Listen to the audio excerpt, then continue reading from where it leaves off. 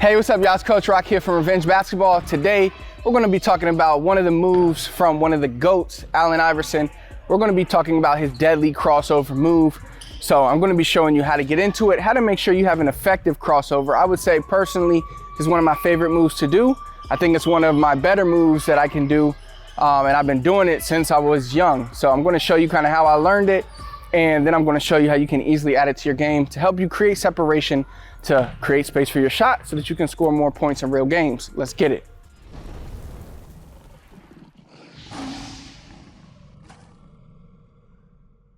All right, so everybody probably knows Allen Iverson's famous crossover where he crossed up Michael Jordan, who is the greatest of all time.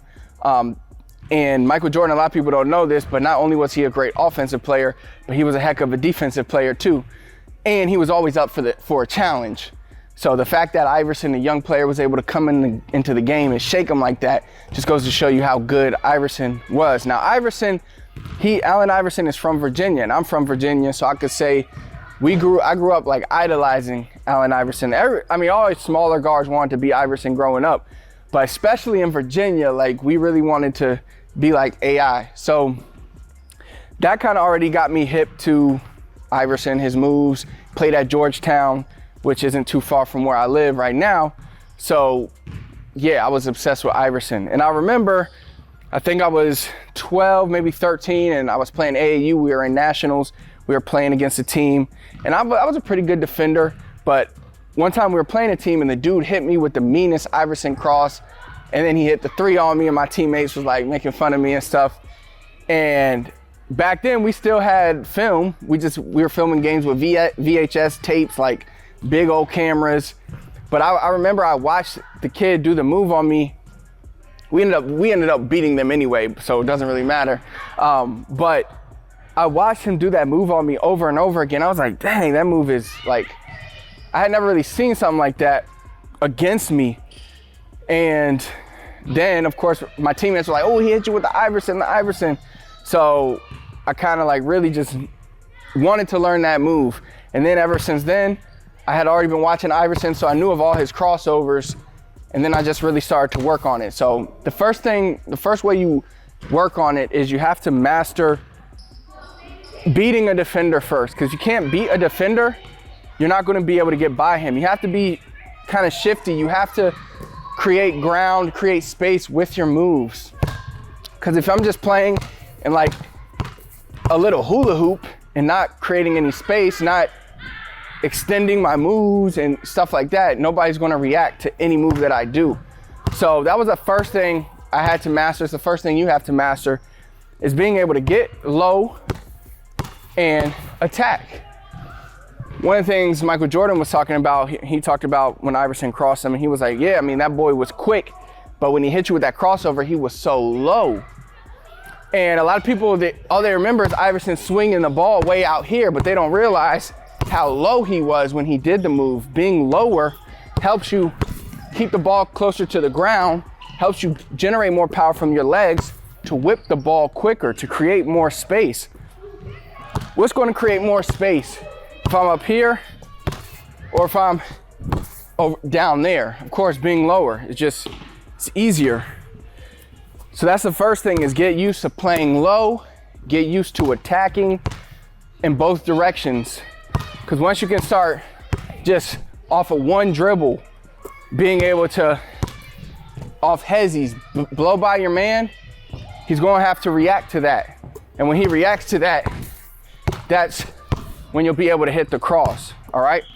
So that's a key thing for you to do right there, is be able to beat your man. And not only beat your man, be able to make things happen when you beat your man. Be able to hit floaters. Like I was good at floaters when I was younger. Be able to hit floaters in the lane. Be able to finish well at the rim. Be able to see the whole court, see your teammates, and kick it to teammates. When you can do that, the defense has to respect you even more. Now, when you start implementing the crossover, what you want to remember is it's a whole body move. It's not just like that. Like, you are initiating your whole body. And you should start seeing a trend on all the moves I break down on this channel. Your whole body is involved in many of the moves because you have to make it look like you're going a certain direction. You're not going to get anybody to bite if you play too stiff. So crossovers here, boom. So the thing with the Iverson cross is you're stepping out, making it look like you're going that direction, and then you're crossing over. So notice the movement of my whole body. Like, you just have to practice that. And if you're struggling with the ball, I would say practice without the ball. Like, boom, boom, step. You're moving your head, you're moving your upper body, boom. So then when you get into the move, you're here and you're, boom, crossing just like that.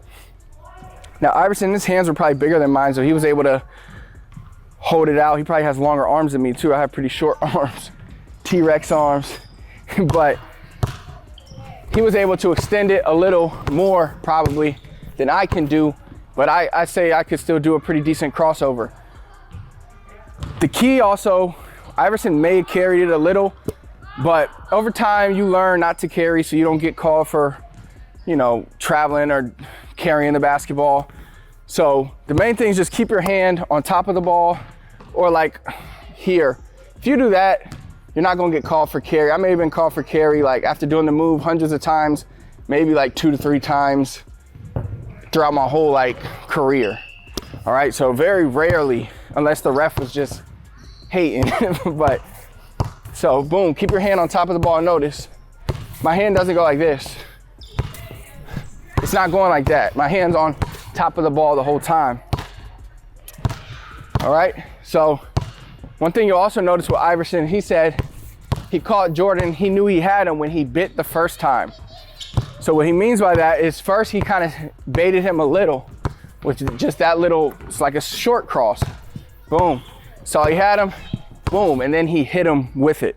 So that can help you understand how you can have the same move, but by adding more power, more changing speeds, you can have different variations of that same move, and how even if you do the same move 2 times in a row, you'll still get somebody with it. So that's the main thing to practice. And then of course, practice hitting your shot out of that move. Because if you do the move, you break the man down. If Iverson would have missed that shot, nobody would have talked about it ever. It would be past history, nobody would know. But guess what? Iverson shook him and then he hit the shot. So that's what makes it so memorable. He ISO'd the greatest player of all time at the top, hit him with it, and then got into his shot. So work on your shot out of that move, practice doing the crossover, both directions, and you'll be good to go. So we're here, crossing, create the space you need, and hit your shot. The cool thing with the cross is you can set it up many different ways. When you get really good at it, you could even do it out of triple threats. Like, the crossover can be done so many ways. You can set it up behind the back. You can set it up between the legs. You can just, like I said, be right here. This is when I was training Tyler Eulis, this was like his go-to out of the triple threat, and I got this move from him. But the actual crossover out of the triple threat, he would get you here, boom, and then he would go, boom, and you would bite, and he would just create so much space, you just really couldn't do it.